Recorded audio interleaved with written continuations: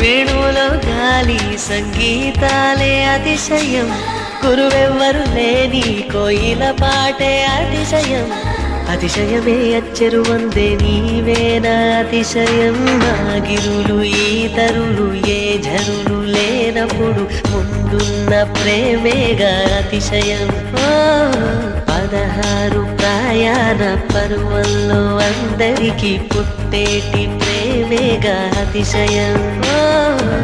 పువ్వుల్లో దాగున్న పళ్ళెంతో అతిశయం, ఆ సీతాకోక చిలక ఒళ్ళెంతో అతిశయం.